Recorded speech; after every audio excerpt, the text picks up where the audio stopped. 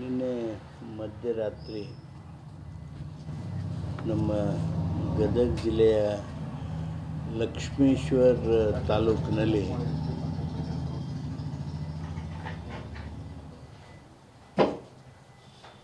ಯಶ್ ಅವರ ಅಭಿಮಾನಿಗಳು ಅವರ ಹುಟ್ಟುಹಬ್ಬ ಆಚರಣೆ ಮಾಡಬೇಕು ಅಂತೇಳೋ ಅದೊಂದು ಕಾರ್ಯಕ್ರಮ ಸಲುವಾಗಿಯೂ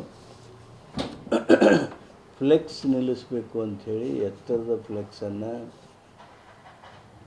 ಮಾಡಿಸಿ ಅದರಲ್ಲಿ ರಾಡ್ ಇಟ್ಕೊಂಡು ಅವರು ಅದನ್ನ ಫ್ಲೆಕ್ಸ್ ನಿಲ್ಲಿಸಬೇಕು ಅಂಥೇಳಿ ಆ ರಾಡ್ ಉದ್ದಿದ್ದರಿಂದ ಅಲ್ಲಿ ಕೆ ಬಿ ಲೈನ್ಗೆ ಅದು ರಾಡ್ ತಾಗಿ 3 ಜನ ಯುವಕರು ಅಸುನೀಗಿದ್ದಾರೆ. ಆ ಎಲೆಕ್ಟ್ರಿಕಲ್ ಶಾಕ್ನಿಂದ ಅಸುನೀಗಿದ್ದಾರೆ.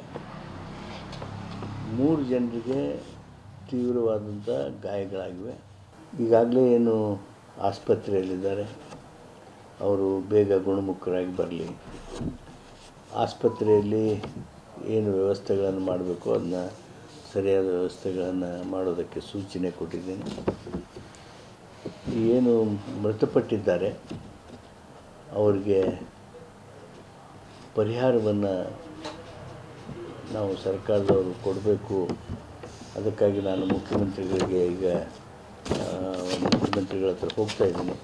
ಅವ್ರ ಹತ್ರ ಮಾತನಾಡಿ ಪರಿಹಾರ ಕೊಡೋದ್ರ ಸಲುವಾಗಿ ಅವರಿಗೆ ವಿನಂತಿ ಮಾಡ್ತೀನಿ. ಅವರು ಸಹಜವಾಗಿ ಸೂಚನೆ ಕೊಡ್ತಾರೆ. ಇನ್ನೊಂದು ಗಂಟೆಯಲ್ಲಿ ಎಷ್ಟು ಪರಿಹಾರವನ್ನು ಮಾನ್ಯ ಮುಖ್ಯಮಂತ್ರಿಗಳು ಸೂಚಿಸ್ತಾರೆ ಅನ್ನೋದನ್ನು ನಾನು ನಂತರದಲ್ಲಿ ಹೇಳ್ತೀನಿ.